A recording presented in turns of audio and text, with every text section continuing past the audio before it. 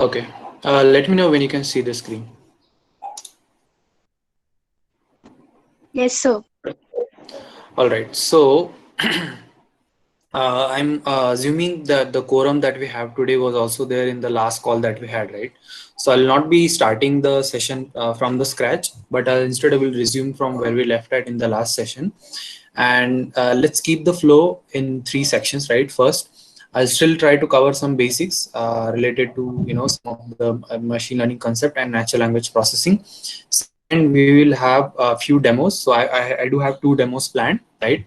And after that, I'll give you guys a brief guide on when if some of you do want to enter ML field, right? What sort of things that you need to learn, what kind of knowledge is expected from a machine learning engineer, right? So brief guide. So what all technologies that you have to learn, right? And what things to look for and what things to avoid. Okay. So having said that, so let's get started. So in the last call that we had, right? So we were discussing about different natural language processing tasks, right? So I explained things like what is classification, what is sequence classification or token classification. I also gave you guys a demo of our the question answering system, right? Which is again one of the natural LNP tasks, right? Now, for the sake of understanding, right? Again, I just want to introduce you to the field of NLP, right? So we decided to work on one small use case, which is sentiment analysis, right? Where basically you will be classifying a given piece of text into two classes, right? A positive or a negative, right? So positive means whatever that sentence is, it's a positive sentiment, right? So for example, if you can see in this see on the screen, right? Or okay, probably it's not there on the screen. Okay. One of the example could be, for example, I like Apple, right? So it's a positive sentiment. The other way, I could say I hate Apple. That's a negative sentiment, right? So we'll be looking at this specific use case, and I will see how we can approach this problem, right?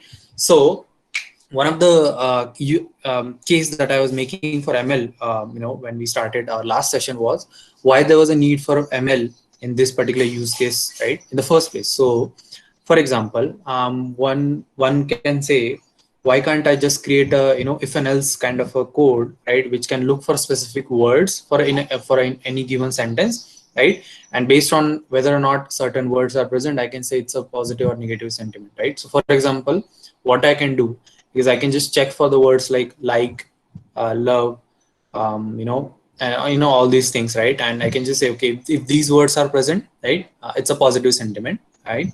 And on the other hand, if words like hate, disgust, if things like these are present, I can say it's a negative sentiment, right? And again, in a way, this can work, right? But there are some obvious limitations to this approach, right?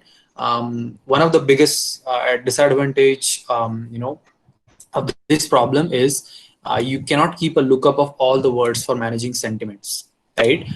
So for example, there's so much code that you can write, right? A manually written code that can keep up with the task, right? So for example, today you in your positive for the words that you look for positive sentiment are, for example, 50 words that you look for.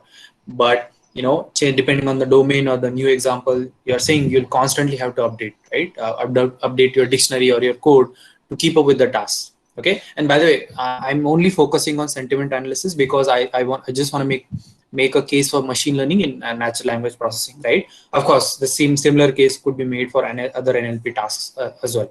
So the one of the so the first challenge that I said was the problem is with scalability, right? There's only so much code that you can write, right, to keep up with the complexity of the problem, right? And the second limitation to this approach is the complexity of the problem itself, right? So let me give you an example, right? um, so this is an example, right? So this is by Bryce, right, Donovan. So just take a look at this sentiment example. Okay. So the best part of being single is it being able to choose any woman I want to shoot me down. Okay. So if you just do a word lookup kind of based word lookup based sentiment analysis, what your program will find, okay, what there are the words like best, being able to or choose, or something like this. And you know what, you can say, or maybe words like jokes, right? You can say, what, this is a positive sentiment. But on the contrary, this is actually a case of sarcasm, right? Where on the face value, example looks like a positive sentiment, but it's actually a negative sentiment because it's a sarcasm, right? So user says something, but actually it means something else, right? Now the reason, so again, you can still code for things like that, but again, it becomes very hard, right, to keep up with the task. There's only so much rules I can come up with manually, right, to do this kind of task using usual conventional programming, right? So for example, let's say you're writing a code in C or Python or whatever, right?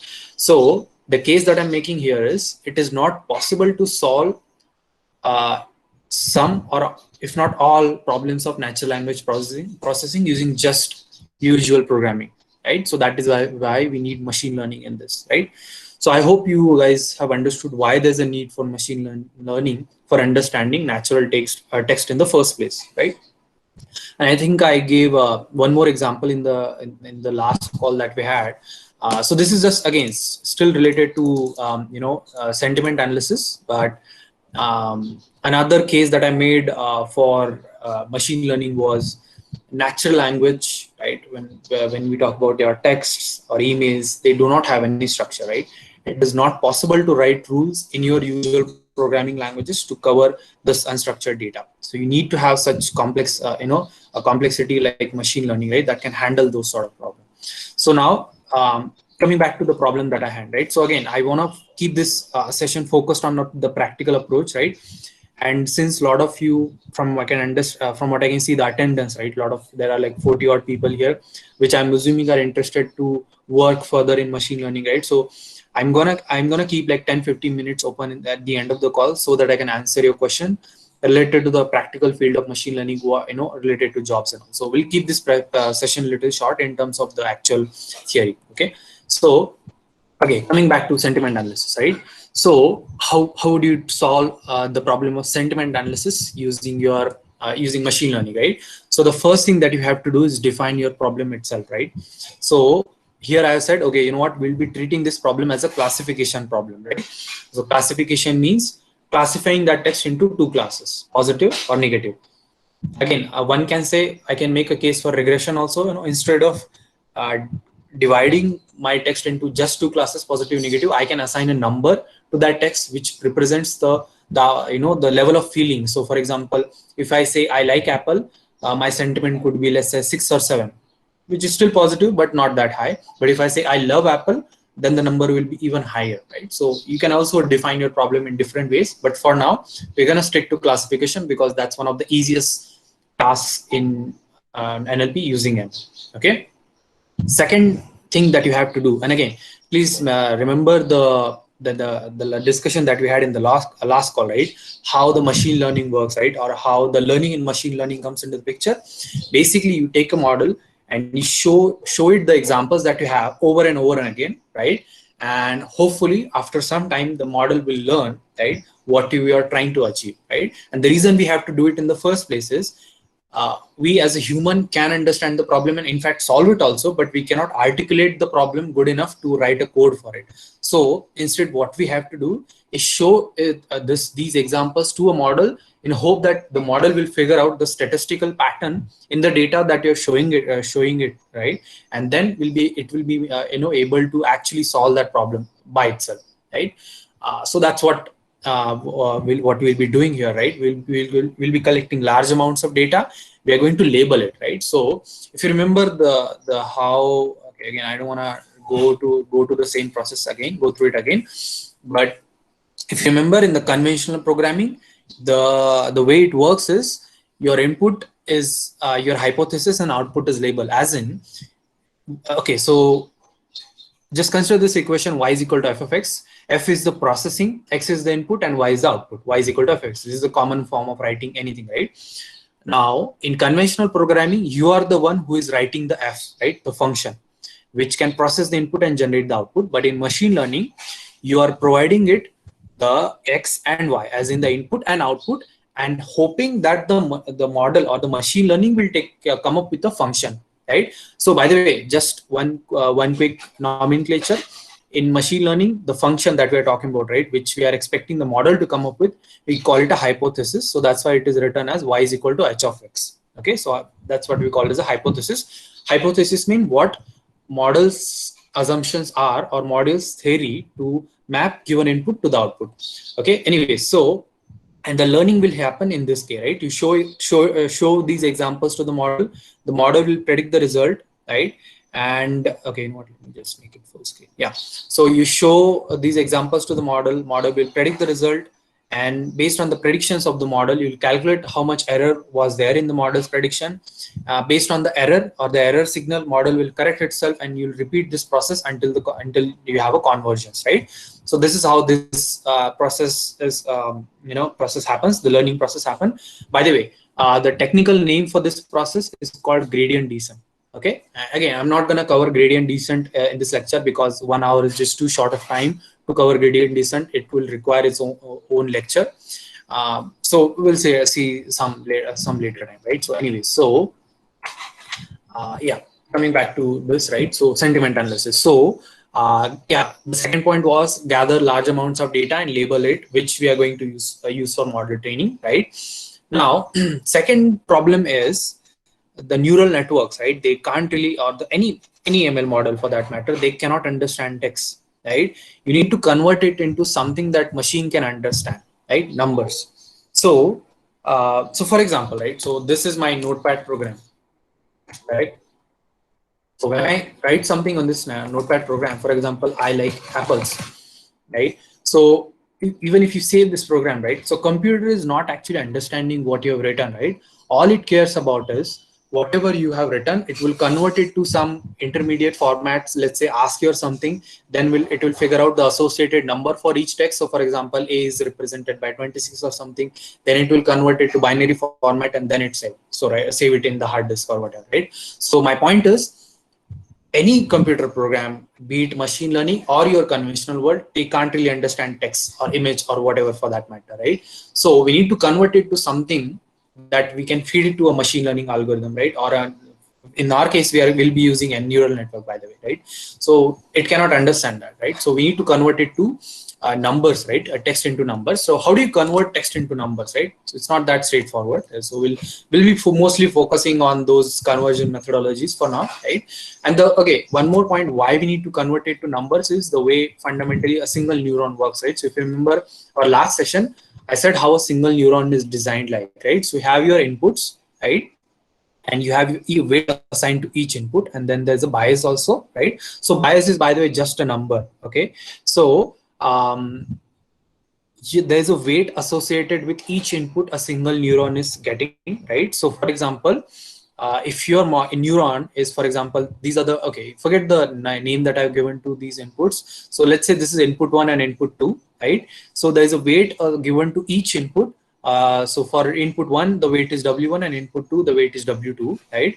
And the neuron is designed in such way that internally, basically a neuron is, each input is multiplied by its corresponding weight, and a bias is added to it, right? And again, I'll explain the bias just in a while, but that's how a single neuron works, right? It basically, it's a multiplication, right? As simple as that. A single neuron in a nutshell is a multiplication of given inputs by its corresponding weight, right? And adding a bias. That's what a single neuron does. So as you can see, it's a mathematical function, right? It's a mathematical process where you're multiplying inputs with a weight.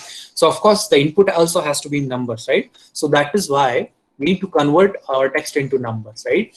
So there are several ways to do it, right? So again, we'll come to the various ways you can do it, right? So there are, by the way, three very widely used ways for converting text into numbers. Okay, one is bag of words, second is word embeddings, third is language modeling, right? So I'll be explaining the bag of words and word embedding just in a while, right? And the first demo that I'll be giving, right, it will be based on bag of words. Okay, and don't worry, I'll explain what bag of words and word embedding and all those things are. Okay, then the last point is select a machine learning algorithm based on the complexity and nature of the problem, right?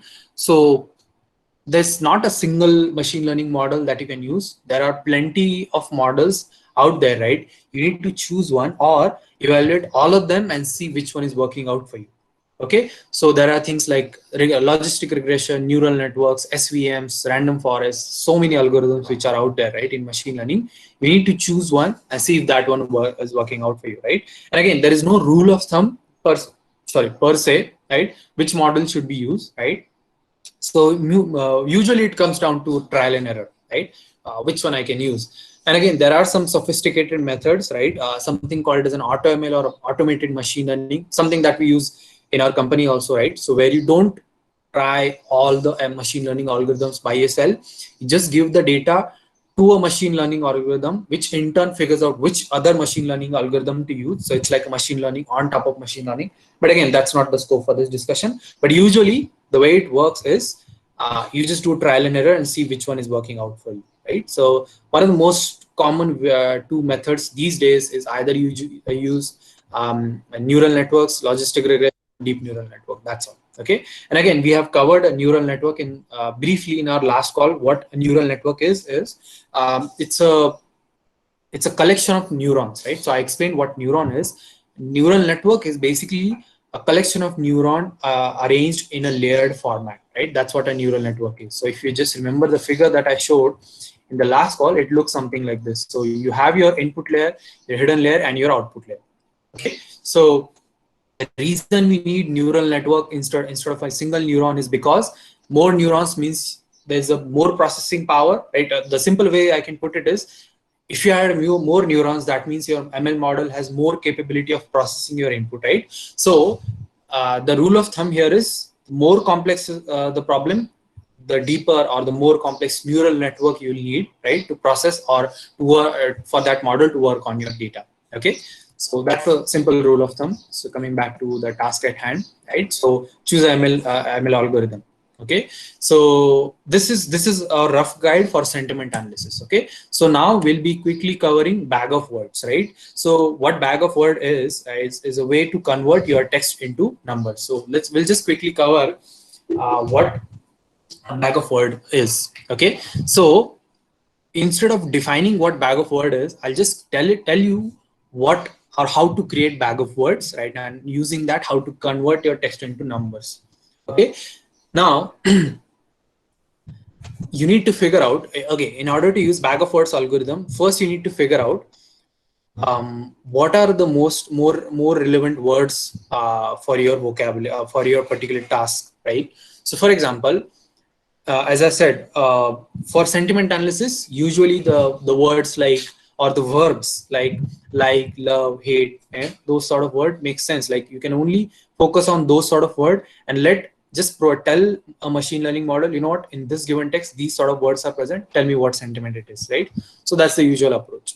Now, one might say, how would I know which more words are relevant, right, to that given task? Which is a fair ask. Like if you are going to do that level of feature engineering or that level of spoon feeding to an ML model, there is no point of using ML model in the first place, right? So we don't actually figure out the actual words. Usually what we do is just remove the non-important words, right? I'm sorry, unimportant words from the text, right? And whatever remains, that we give as an input to the ML model. So the most common use case is removal of stop words. Okay, so again, I'm not going to define stop words. I'll just quickly show you what stop word looks like, right? So there's an example on the screen right now. I like eating apples while sitting on a chair. Okay, here there are words that are marked in red color, right? I, while, on, okay, these are called stop words, as in they don't really give much information when it comes to task at hand. They are more relevant to the human who is actually understanding the text, but they are not much relevant to a program or a machine learning model when given, when it is passed to the model, right? So they don't contribute these stop words, right? They do not contribute that much to the actual information which is present in that particular text, right? That's what we call as a stop word, right? And again, what exactly stop words are is subjective and it can change from objective to objective, right? But in general, right, things like a and the, on, in, while, these sort of things, right? Whatever these words they can think of, right, that which do not contribute to the task at hand, right? Those we can consider as a stop word. And what we do before feeding that text to your model, we just remove those unnecessary words from the from the text, and then whatever remains we pass it on. Okay, because as I said, right, they do not contribute anything towards the actual meaning of the text when it comes to the task at hand. For example, uh, the task that we are doing is sentiment analysis, right?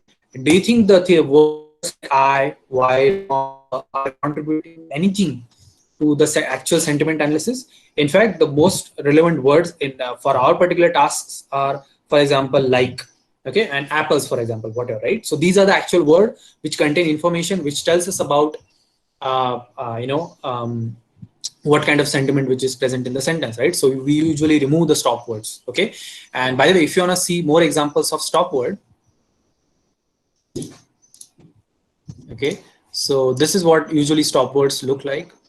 Should have a list, yeah. So these are the stop words which we'll be actually using in the demo that we'll be doing. I just want to show these examples to you beforehand, like for example, he, you, or whatever, right? So these are my stop words which I'll be removing from the text. Anyway, so this is stop word. So the first step of doing generating sorry first step of using bag of words is removal of stop words, okay? Then second step is create a master word lookup without stop word, preferably in a descending order of their frequency. Okay, so master word lookup is basically a fancy way of saying a dictionary. Again, you guys must be aware about what dictionary is, because I'm assuming you must have worked with any of the programming languages like Python or whatever, right? Or Java or something, right? Which does has this concept of dictionary, which is basically just a key value pair, right? Or a key value lookup. So you need to create a dictionary or a master word lookup where each word will be assigned an index, okay? And these words hopefully will be in descending order of their frequency, right? So the most common words in your data set, right, which you'll be using for the training, right, the words which occur the most, right, will be on top, and the other words will basically have a lower index because they occur their frequency is much less, right? So that's your master word lookup. Once that is done, you also define your vocabulary size, right? So you, for example, you collected, let's say, 5,000 examples for your model training, okay? So by the way, 5,000 is also not good enough data set. Like for some of the more complex tasks, the data set cost size can range from 10, anywhere between 10,000 to 1 lakh or whatever, right? So anyway, so once you collect your data set, once you create your word lookup, right, or dictionary, you also need to define your vocabulary side, as in you put a cap on the number of words that you're going to support, right? Because, well, the hypothesis behind having a fixed vocabulary size is some of the least frequent words do not contribute much when it comes to doing an actual classification or the task at hand, right? So that's the hypothesis behind having a fixed vocabulary size. And also it kind of limits or the requirement that is needed from your program also, as in the processing power that is needed from your model also, because you're limiting your search space in which the model has to look and make a prediction. So limiting the vocabulary size to a fixed value will limit the processing power or the complexity of the problem also, right? Anyway, so that's your vocabulary size. And okay, so the next step is as I said, the vocabulary size, as I said, define your vocabulary size, call it n, right? N is the number n. For example, let's say we decide our vocabulary size we have defined as 5,000, right? So the total number of words in your data set were 8,000 unique words, and I decided the vocabulary size should be 5,000. So what I'll do, I'll take the top 5,000 words. And again, when I say top, that means the words are arranged by their frequencies, right? The frequency with which they occur. So for example, words like the, and again, by the way, technically the is a stop word, so it will not be there in the first place. But for example, words like love, right? Which I can assume it's a common word when it comes to sentiment analysis. So that will have a higher index as opposed to some other word like table, correct? So I'll cap my vocabulary to 5,000. So I'll take the top 5,000 words as my vocabulary. Okay. And as I said, right, so okay, so take the top n words from your master word lookup and assign an index to each one of them. Okay, so the words with the highest frequency will get a lower index, as in words like love or whatever, they will get a lower index like 1, 2, 3, right? And the words with least frequencies will get higher index like 4,000, 5,000. Again, the index do not matter that much, right? It's just the convention when it comes to bag of words. Anyway, so now the next point, okay, 1 second. I hope Okay, so this is my word lookup, right? Each word has been assigned an index. Okay, so for example, on the left side, as you can see, I have words like light, like, hate, disgust, whatever, right? And again, I have not manually created and curated this dictionary, which you are seeing on the left side, right? What I've done is I have analyzed all of my data set. I've looked for all the unique words which are out there, right? And I filtered all the unique words based on their frequency and assigned an index to them, right? So I've taken top 5,000 words or top 5,000 most common words in my data set and assigned an index to it. Okay, so like, hate, disgust, whatever. Okay, so this is my word index. Okay, but so by the way, technically it's called as a word index. Again, um, it's just fancy way of saying dictionary. Okay, word index. Anyway, so for example, and then using this word index, you can actually start converting your examples into a number, into a bunch of numbers, not a number, into numbers. Okay, so for example, I hope this is visible. One second. Yeah. Okay. So, for example, the example, let's take an example. I like eating apples. Okay. So, my first, so I'll create a array. Okay. First, the one which is displayed in gray, right? Okay. The size of that array will be equal to my vocabulary size. Okay. So right now I'm telling you how to convert your text into numbers using bag of words. Okay. So you create an array whose size is equal to your vocabulary. Okay, then you start parsing your input. Okay, start processing your input. So the first word is I. So I, if you see in my master word index or my dictionary or whatever, I is not present, so I'll just discard that I word. The next word that I have is like. So I'll go and check what is the index of like. So index of like is 0. So in the array that I've created, the zeroth element, right, I'll turn it to 1. Okay, so by the way, I forgot to mention most important thing. By default, when you create an array, all the elements will be 0. Okay, so anyway, so as I said, I is not present in my dictionary, so I'll discard it. The second one was like, so I marked it as 1. The third word was eating. So I'll check if eating word is present. No, it's not there. Oh, okay, it's there. On the 6th position, it is there, right? So in my array, I'll go to 6th position and I'll mark it as 1. Okay, eating. Then I'll go to the last word, apples. I'll check if it is present in my dictionary. Yes, it is present, and at 8. And again, it's just a random example that I've made up. The dictionary is also random, just so I can explain you how it is done, right? So apple is present at 8th position. So I'll mark the 8th position as 1, right? And that's it. Right? Your bag of word representation of your text is ready. Correct. So if you think about it intuitively, a bag of words approach basically tells mere presence or absence of a certain words or combination of words. Okay, so basically you're telling your model, right, by you through this array, which word is present and which word is absent. Okay, that's it. Again, you do not provide this actual dictionary to the model, you only provide this array to the model. Okay, so for model, it the model actually doesn't know, so like at the first position of the array is reserved for like keyword, the 8th position of the array is reserved for eating keyword, right? So model doesn't know that. All model care is this array, right? So these numbers that we are passing, right? So what we are hoping is, in through the training process, model will figure out what weightage that needs to be given to each position in this array.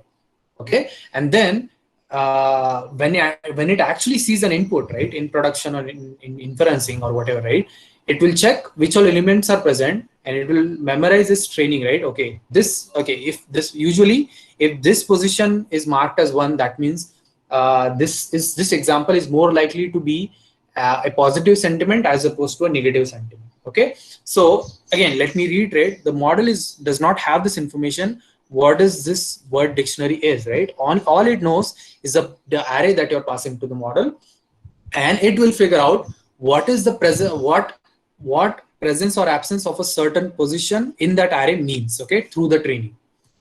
Okay, so next point, right? So how does your actual input looks like? Okay, so So these are my all examples, right? So for example, wow, love this place, crust is not good, and all those things, right? So these are my actual examples, right? And when you convert it to actual numbers, this is what it looks like when it is fed to a model. Okay, so it actually when I was explaining this, I mentioned this as an array, correct? An array of size equal to your vocabulary size, correct? Which is n, by the way, correct? So an array of size n, but you also have such multitude of such examples, right? So let's say the total number of examples that we have, we call it as m, correct? So technically, so you have multiple of such arrays, correct? One array for each example. So when you put together all arrays, basically you have a two-dimensional array, okay? Or what we call it as a matrix. I hope you, again, I think you have, you must have had I forgot the name of that subject, algebra 2 or whatever in engineering, right? So matrix and all, you must be familiar with it. So you have a matrix of size m by n. M is your number of rows and n is the number of columns, right? So m by n. So this will be given to the model. Okay, that's it. Now, oh, by the way, just one quick thing that I forgot to mention.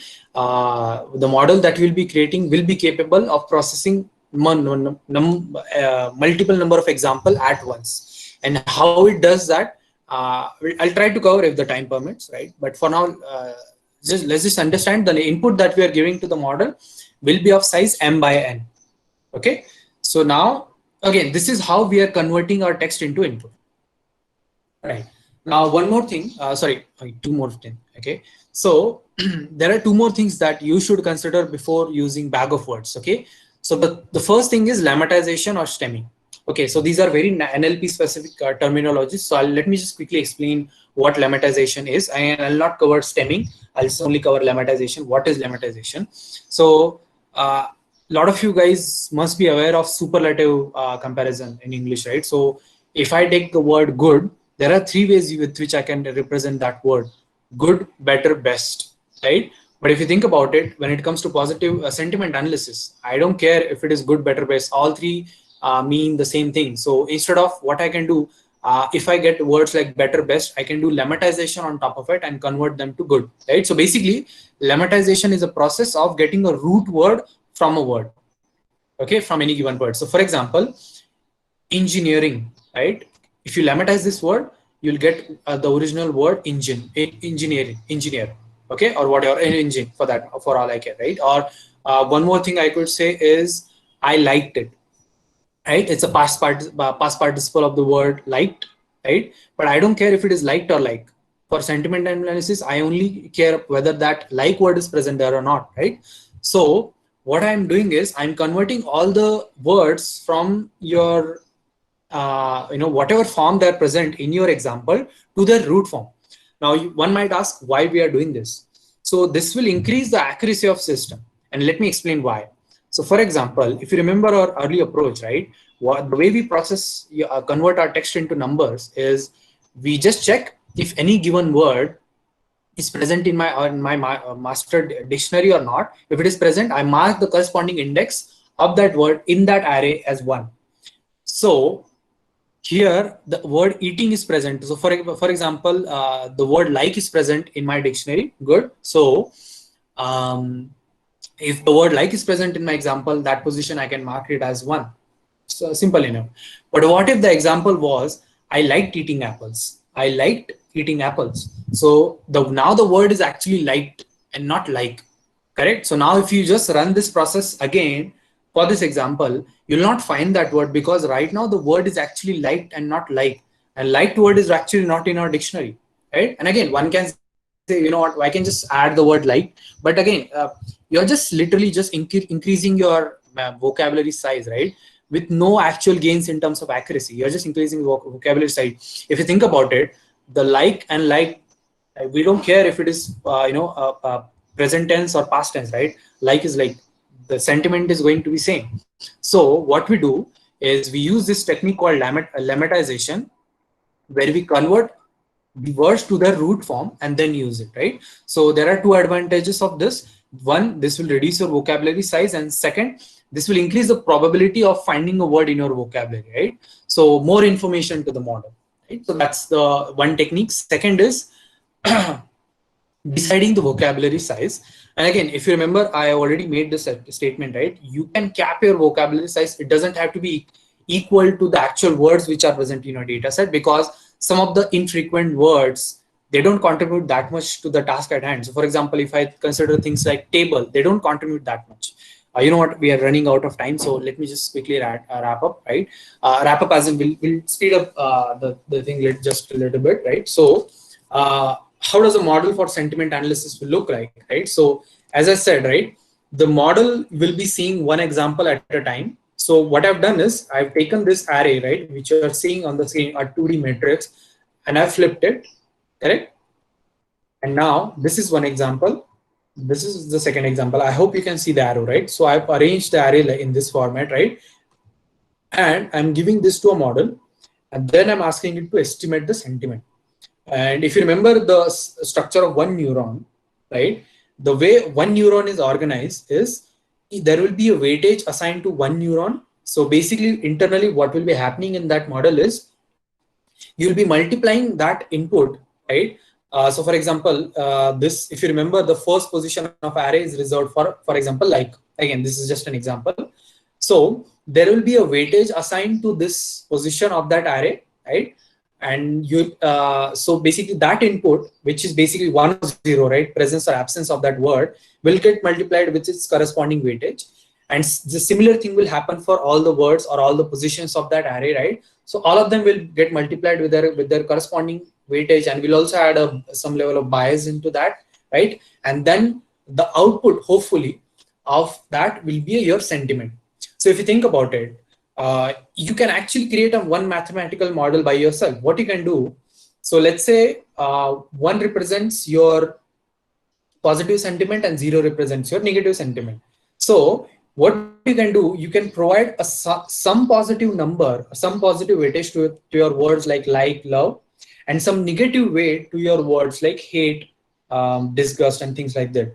So when you multiply the presence or absence of those words by their weightage, so for example, only like word is present in your example, right? So let's say the weightage for like word is, let's say, 0.9, correct? So 1 is multiplied by 0.9, you'll get an output of 0.9. Again, just ignore the bias for a second. And since there is no negative word, there is no negative, the negative weights will not get considered because the 0 is present in the other locations. So you'll get a positive sentiment. Vice versa. So let's say there is word like and disgust present, and like has a weightage of, let's say, 0.3, and disgust has a weightage of minus 0. I don't know, 0. Minus 0.9 or something. So if you add them up, the overall number will still be negative or maybe close to 0, right? So then you can consider it as a negative sentiment. Again, I'm just trying to explain this thing in a nutshell. Of course, we'll not be coming up with these weights by ourselves. We are going to let machine learning figure those weights out, right? And now, continued with that analogy, right? So if there's a weightage assigned each number, what you can do, you can just multiply the presence and absence, ones and zeros, of your array. Or actually, when I say array, it's actually that, that lookup that we have, right? So each position is presence or absence. Like instead of index, it's actually just a presence and absence of particular word. So 0 and 1, and there's a weightage assigned to it, right?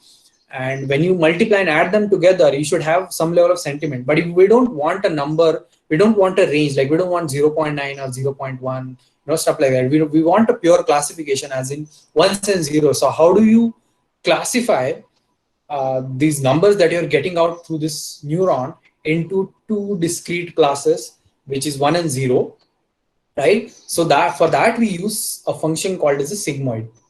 Okay, it's a mathematical function, right? If you must want to know, the mathematical formula for sigmoid is, if your z is your input, the mathematical formula for sigmoid is 1 upon 1 plus e raised to power minus z. Okay, so that's your sigmoid function, and on a graph, the sigmoid function looks something like this. Okay, so the way it works is, if your input is anywhere above 0.5, it will limit anything above anything above 0 will get mapped to output 0 to 1. Okay, anything below 0 will map to output 0.5 to 0. Correct. So basically you can map a range from minus infinity to plus infinity between the values 0 and 1 using sigmoid. Okay, with anything below 0.5 as a negative classification, anything above 0.5 anything below 0.5 is a negative classification, anything above 0.5 as a positive classification. Okay, so basically what you're doing is this number that you're getting as an output after this multiplication and addition, you're mapping this, and again this number could be anywhere between minus infinity. Of course you're not gonna get minus infinity, but hypothetically you can map a range from minus infinity to positive infinity between the range 0 and 1, with anything close to 1 as your positive sentiment and anything close to 0 is your negative sentiment. Okay, and 0.5 is your neutral level. Okay, so anything that goes above 0.5 as an output of sigmoid function, will consider it as a positive sentiment.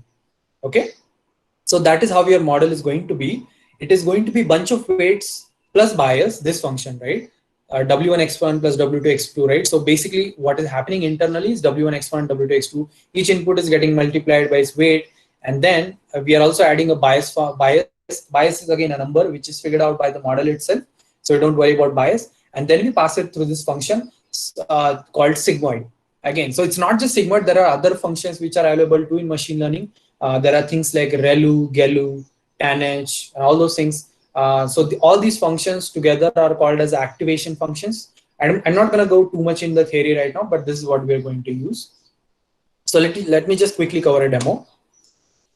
Okay, let me just quickly wrap this up. Okay, so this is I've already written the code. So I mean, otherwise I would have gotten time to like the coding itself would have taken 1 hour or so, right? So if you remember the steps, right, for this, what you have to do is define your stop words in the first place. So these are the stop words that I'm going to stick to, right? I think there are like 114 stop words. Again, they are very kind, which is sentiment analysis. Like presence of he or she does not tell you that much about sentiment and like sentiment which is present, right? Like for example, your gender does not tell you the sentiment, right? So things like that. Anyway. So I have loaded the stop words into an array. So by the way, those of you are wondering, this is I'm using Python programming language. Okay. So by the way, I do have a slide in the end which briefly covers what are different paths you can take when it comes to machine learning. But for now, let's just stick to this, right? So I'm using Python, and the libraries that I'm using is called TensorFlow and Keras. These are machine learning libraries. So I don't have to code for these neurons and models, right? I can just worry about the data and my accuracies and all those sort of things, right? So these are my stop words. I have loaded them from this file that I'm showing you, right? This is a text file. So I've already written a function for loading, these text files. This particular text file. So this is an array or a list of stop words that I have, and this is my data set for sentiment analysis. Okay, so if I just open it,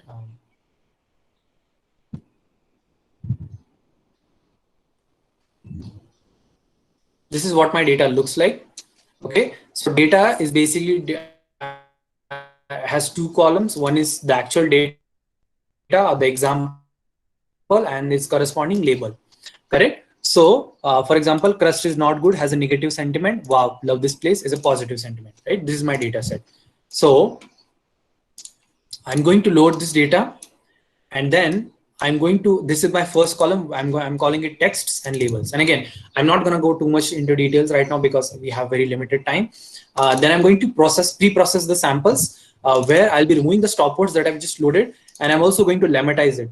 Okay. So lemmatize means, if you remember, for example, loved will get converted to love, liked will get converted to like, eating will get converted to eat, and stuff like that, right? So you are reducing the search space for model. So that lemmatization. And of course, I'm going to remove some random characters like punctuations and all those things like full stop and all those things, which do not contribute anything for sentiment analysis.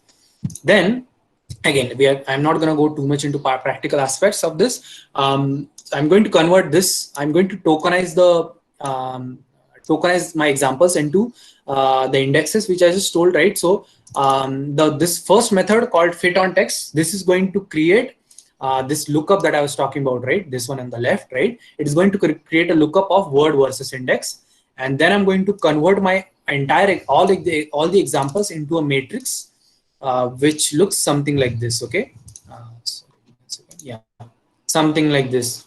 So after doing that, I'm going to divide my data set into two sections: one training section, one test section. So training section, as the name indicates, will be used for the training of my model, and testing will be used for testing. Again, straightforward. The reason we do this is because training, of course, will be used like for the actual training of the model, but the reason we have a separate test set is because we want to know how the model is actually doing in the real world, right? So we set aside a few examples from my entirety of my data set, which the model has never seen before, and see how model is doing on that, right? So that will give me an indication whether a model has actually learned something or not, right? So that is the reason of having these two sets. And then I'm going to create a simple neural network. So there are 10 neurons in my hidden layer and 1 neuron in my final layer. 1 neuron because I only have two classes, right? Positive and negative. So anything close to 1 is my positive sentiment, anything close to 0 is my negative sentiment. And I've used this activation function called SIGMOID, which I just explained. And of course, I've used other things also like regularization, other activation functions like ReLU, but don't pay attention to it right now. I just want to cover the theory aspect of it. I've compiled the model, then I'll be training it. And once the training is done, we'll be testing out the model. Okay. And by the way, if you also see, I'm also passing the validation data as in it, during the training, the Keras, the library that I'm using, will also tell me how the model is doing on the unseen data. Okay, so let me just quickly run this. We are a little bit running out of time. There's one more demo that I have. So I just want to quickly finish this up. So when I run this, you'll see one drawback of bag of words right away. Okay, so so right now when I run this script, what will happen is a quick training is going to happen. Okay, and we also get to test our data. Okay, so you know what, let me add two debug points so I can quickly show what things look like in between. So right now what is happening is the pre-processing is taking place, right? On the right modes, at the bottom of the screen, if you're seeing a progress bar. So what is happening is I'm doing the lemmatization, removal of stop words and those sort of things. So basically pre-processing means I'm cleaning my text because I don't want to feed in garbage to my model. So that is happening. All right, cool. So now that pre-processing has finished. So if you see, okay, so for example, this was my first example, right? Why loved this place. If you see on the screen, if you check it here, and this is what a lemmatized output looks like, correct? Okay, wow, love place, correct? As in, what we have done is we have removed the stop words. So this was my stop word. And I've also done the lemmatization, as in love keyword has been converted to love. So now when I use this model for training and inferencing, it wouldn't matter if the word that you're getting is loving, love, or whatever. Correct? All of them will be mapped to a single word called love. One more example is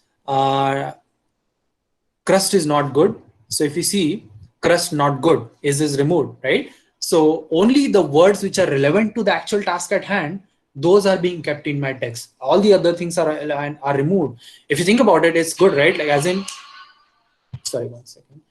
For example, crust is not good. His word is actually not contributing to sentiment analysis. So that is removed. One last example that I want to tell is not tasty, and texture was just nasty. Okay. So if you see not tasty, texture nasty, right? The words which are not important and was, again, add has been kept, but that's besides the point. But the words like was has been removed. The word, by the way, not is still kept, because what I think is not still contributes something to sentiment analysis, because if I say I like apple and I do not like apple, right? So the word not is actually telling me about sentiment also, right? So not has also been kept. Anyway, so that was the sentiment analysis. So once that is done, we're going to fit it on our text, where it is going to create a lookup, right? So if you want to see the lookup, you know what, I'll just quickly show you. Yeah, this one. as you can see, an index has been assigned to each keyword, each word which was there in my vocabulary, right? And not, good, very. And again, this is done based on the frequency. The words which were most frequent have a lower index, correct? So this is my master index, right, or my dictionary. After that, I'm going to convert my input to a matrix. So now, if you see, now my input basically looks like a bunch of numbers, right? This is what my input looks like, bunch of numbers, right? Which is of shape, by the way, 2748 by 8000. Okay, now 2748 is my M. If you remember my earlier what I said, M is my example size and 8 is my vocabulary size. I'm going to divide it into the test set and training set, and I'm going to trigger a training right now. So I'll just hit on continue. So right now training is happening, 2 steps, and that's it.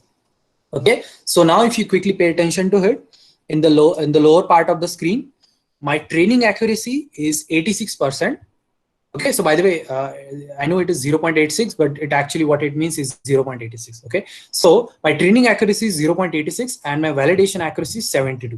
Again, not something very good, like it's not like 100% or 90%, but it's not that bad also. It's not 30-40, right? So let's see what kind of output we are getting. So if you see my code after the training, I've written a quick code for testing of the model.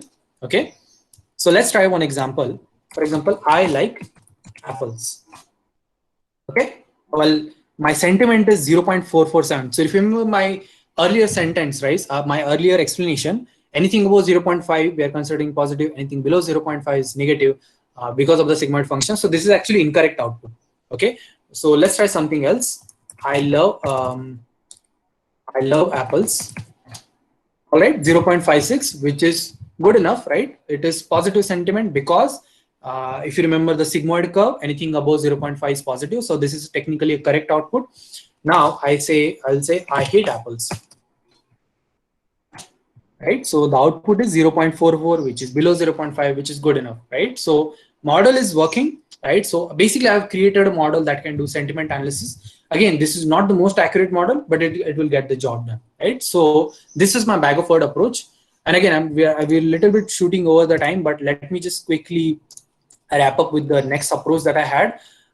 So what are the problems with bag of words, right? If you saw, like, the model was wrong, just one example that I tried over there, right? So some of the problems with this approach, and again, some of you may have got a hint of it when I explained the bag of words in the first place, was it cannot deal with the words which are outside the predefined vocabulary or dictionary that we have created, right? So for example, the word, for example, I don't know, disgust.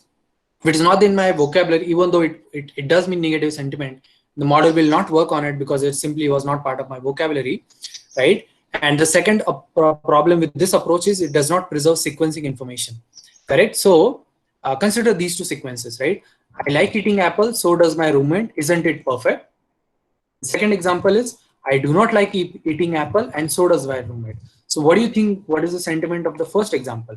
It is actually a positive sentiment, correct? I like eating apples, it's a positive, even though there's a not word present here, but due to the way the sentence is constructed, not is actually just a question, kind of a rhetorical question in the end. So not is actually not contradicting the like word. So it's technically a positive sentiment. But if you give it to model, it will just see, oh, you know what, there's a like word, but there's also not word. So it should be a negative sentiment, and you'll get a wrong output. So basically what I'm saying is, but if you see the second example, I do not like eating apples, so does my roommate. So now technically it's a negative sentiment, and model will give you right answer, right? But the thing is, both the sentences are being treated equally, which should not be the case, right? Here in the first sentence, because of the position of the not word in my sentence, the meaning is changing, right? That is how our natural language word works, right? It's not just the what words you're using, it is the sequence of the word that also matters. So since the bag of word does not preserve that information, bag of words lacks, in that particular area, and it cannot work on complex problems like machine translation and text summarization, those sort of things, right? So you know what, let me just quickly jump to the next thing. So there is one more approach, which is word embeddings, and again, we are very much at the end of the my time.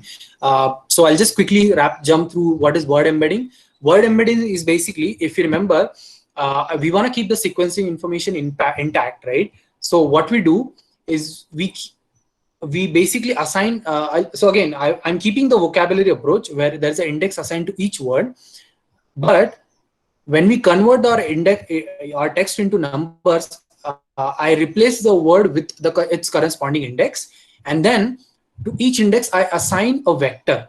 Okay, a vector is basically a collection of floating point numbers. For example, like word is if you see the column for like word here, I have assigned bunch of numbers to it, correct? And the way these numbers are assigned is, for example, okay, so the vector for like is 0.93, 1.565, so on, and vector for love, right, those should be closer to each other as opposed to vector for like and vector for hate.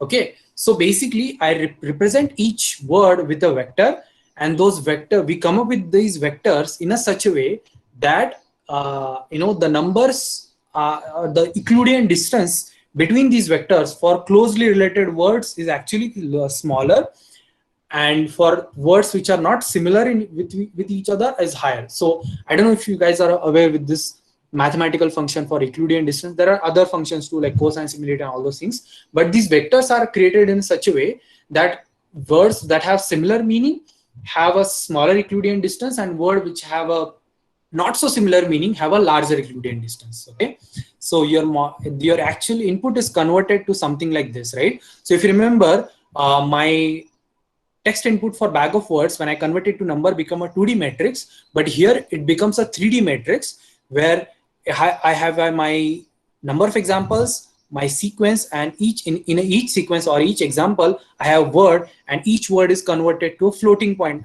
vector, right? So this embedding, right? So I have a fixed embedding size, so the size of that vector is called as an embedding size. So my example, all my examples will be represented by a vector of m by n by e, correct? So m is the number of examples, n is my sequence size. Sorry, you know what? We are representing sequence size using t, right? My size of example, and e is my embedding size. Okay. Now, one of the good advantage of this is model can figure out based on the vectors that it has seen. Okay, you know what? Even though I have not seen this word before, like for example, discuss, but the vector representation of that word is closely related to hate as opposed to like or love, so it should be negative sentiment. That is one problem that is tackled. And since this is a 3D matrix, the sequencing information is also preserved. Okay, I'm not gonna go into too much detail, but again, because I'm running out of time, but after the end, this is what your text gets converted to index, and after that, your indexes gets converted to the actual floating point numbers, right? So I'm just going to quickly give you a demo of how word embeddings work better than your your bag of words, because I'm running out of time. So this is a demo of embedding, word embedding. So I didn't get time to explain many of the things, like why I'm using LSTM over here, what is an embedding layer, and those sort of things. But I'm just trying to prove a point at this point, right? I just want to show how word embedding is better than something like a bag of words. So I'll just quickly go give a demo, and I can use like 5 or so minutes to whatever questions that you might have. Okay, so I'll just quickly run this. So here also we are doing a training, right? And then we'll be testing it. Okay. So just keep in mind the scores that we had for our earlier training was, so there was a training accuracy of 80 or so, and the validation accuracy was 71. So it was not that good. So let's see what kind of result that we get from word embedding. So right now we are doing vectorization. Again, I don't have time to explain how we are doing vectorization and those sort of thing. I can just, okay. So right now the training is happening.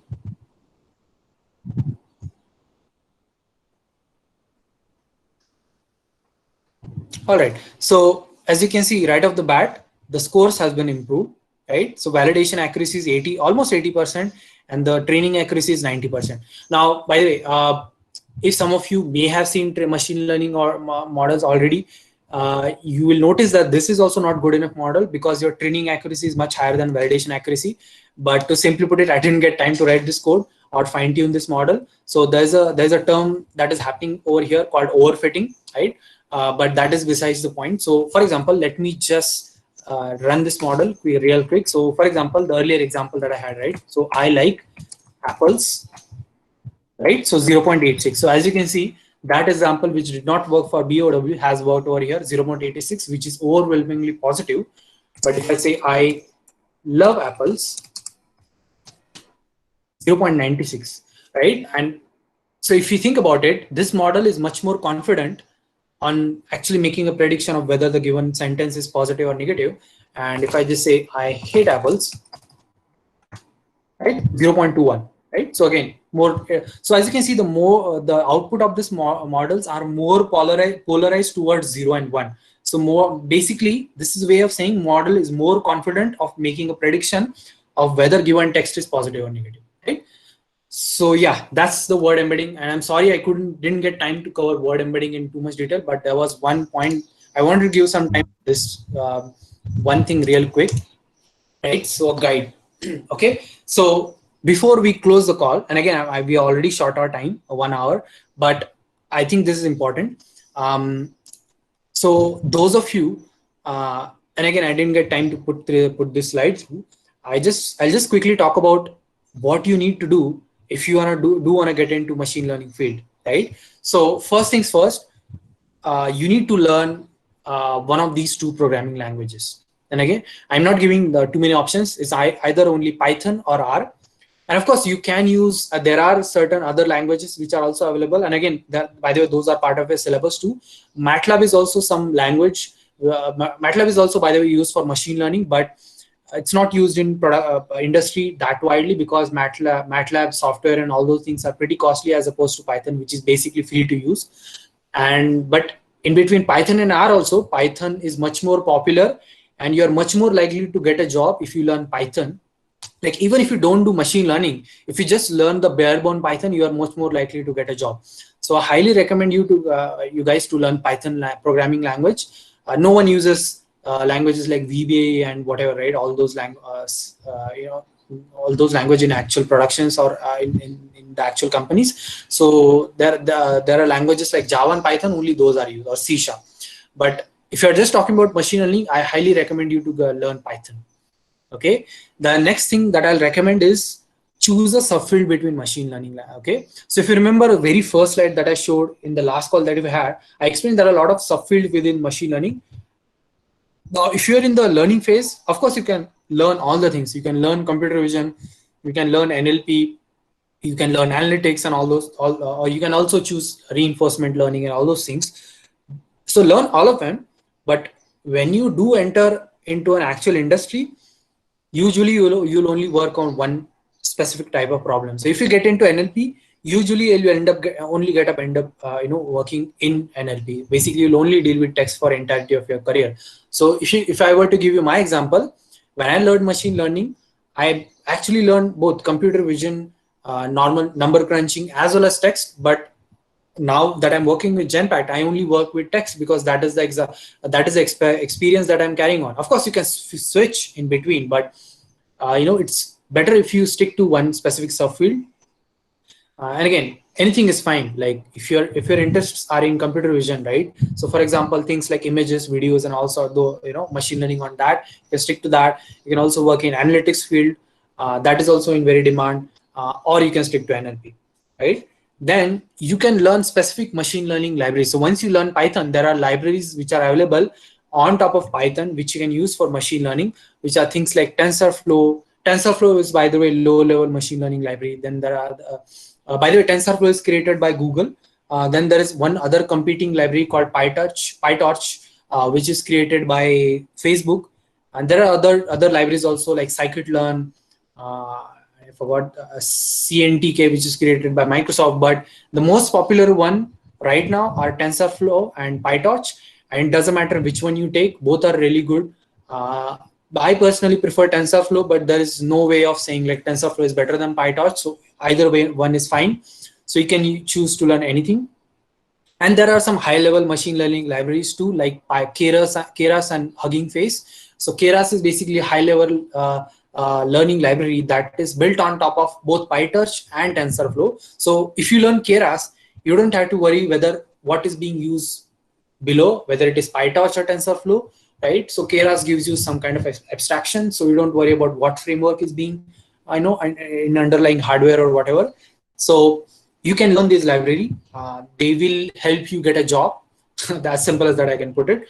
And I'll definitely recommend you to do some kind of course series on this. I would not recommend doing. Again, this is my personal opinion. Don't do any nano degree or anything those are available out there.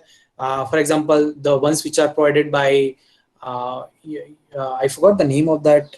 Mm, you know what? I'll not name any of those providers of the courses, but I highly recommend Coursera. Right, it's a very good platform where you can take up courses on machine learning, computer vision, NLP. Right, and by the way, if you guys want, I have curated a plan of the courses which I think are really good, and I have personally taken, which I think are really good. Will help you understand a lot of the concepts in machine learning and are relevant to industry also. As in, if I'm a recruiter and I have seen you done that courses, I'll probably recruit you. Right, as in those are that level of acknowledgement, right, that is received by those courses. There are specific ones which are created by an author called Andrew Ng on Coursera. So there are like 7 or 8 course series which are available on Coursera created by author, which are very well recognized. If you want, I can mail those to you. The course series and the list of those courses. Those are list of those courses. Those are very well recognized in the industry. Once that is done, one more thing I'll recommend is keep a track of latest and greatest. I written there greater, but whatever. What I meant was keep a track of latest and greatest, right? So the reason I'm saying that is no one uses bag of words anymore. And even the word which you saw LSTM earlier, which I used for the demo of word embeddings, even that has been phased out. That technology is from 1990s. Okay, so even that is not used anymore. Now the thing of the latest technology in natural language processing is something called as a transformer. And again, I'm not going to go too much into detail, but basically what I'm saying is you need to keep track of what is the latest technology, what is the trending thing which is going on right now. Right now, the most trending thing in a natural language understanding is something called as BERT. Anyways, those things aside, if you keep track of those and study them well, maybe try to build some projects around them, it looks good in your resume that you're keeping track of what is the latest going on. So in order to do that, I'll recommend keep a track of the papers that are being released in machine learning domain. Or there are a lot of YouTube channels also where they essentially keep a track of new papers that are coming out, and then I explain you what is mentioned in that paper. Because I don't know if you have actually seen any of those research paper are very difficult to read and understand. That's a different technique on itself, understanding a research paper. So those YouTube channels do it for you, where they explain a research paper to you in a simple language. If you want, I can send those links to those YouTube channels to you, so you can keep a track of those latest technologies, right? Latest trends in ML, and add them to your resume, which looks good for a recruiter, right? And most important thing, and again, this is more of a practical, approach that I'm telling you. Whenever possible, do not use ML. Okay. Now, again, this might look contradictory, but what I'm saying is, if something can be solved without machine learning, solve it without machine learning, right? That's the thing I have learned the hard way after having 6 years of experience in the industry. Okay, whenever possible, do not use machine learning. So the reason for that is, a lot of the time machine learning is an overkill, because there is certain cost associated with this field, because the engineers that are needed uh, for machine learning, they do take a higher pay. There's a certain cost associated with the hardware. There are certain costs associated with the production, and in general, machine learning is a little bit more complex than your conventional programming, right? So what I'm saying is, whenever possible, do not use ML, right? As simple as that. So having said all of this, I would like to conclude my session. If any one of you have any doubt, if some of you want to know the series of courses that I would recommend, that I think are very well acknowledged in the industry, feel free to reach out to me on my email ID. I'll send you a list of those courses. Or if you have any doubts, you can just feel free to reach out to me, right? So yeah, that's about it. So thanks for joining the call. Yeah. So over to you, yeah, guys. Sir, can you please leave your email ID in the comment section? Yeah, sure. So I'll just type my email ID. Yeah.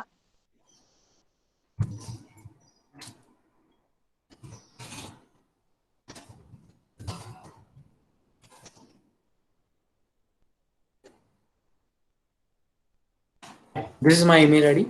Feel free to reach out to me if you have any doubts or if you need any guidance while taking courses on ML or whatever, right? So, and by the way, sorry, one last thing I forgot to recommend. There are a lot of because of this coronavirus situation, there is a freeze going on in hiring process in a lot of the major companies, but they are open for internship. So, if any one of you, at least for machine learning, right? So, any one of you are interested in machine learning, there are a lot of internship opportunities which are going on, and if you one of you is looking for internship, feel free to forward a resume. I can forward it to the HRs from my company, at least for internship. I cannot say anything about the hiring, but definitely for internship I can help you out. So yeah, that's about it. Thank you, sir. Thank you very much. It was really a very good session. Yeah. Do we have any queries or we should conclude the session?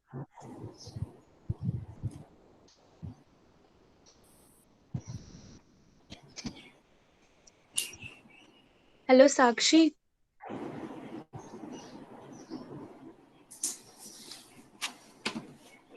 Sakshi, are you there? Yes, Prachi. Yeah, please proceed. Okay. On the behalf of Training and Placement Cell of PVGS College of Engineering and all the students, I would like to thank our today's honorable expert, Mr. Neeraj Pai, sir. Thank you so much, sir, for taking the time out from your schedule and sharing valuable information and knowledge with us. Next up, I would like to thank Professor R.K. Patil, sir, CPU of PVGS College of Engineering, for initiating the webinar series and organizing the SAM along with all the team members, which is very beneficial for all of us. And last but not least, I would like to thank all the candidates for joining with us and attending the session patiently. Thank you so much, everyone. Yeah, thank Please you. send feedback link. Thank you, sir.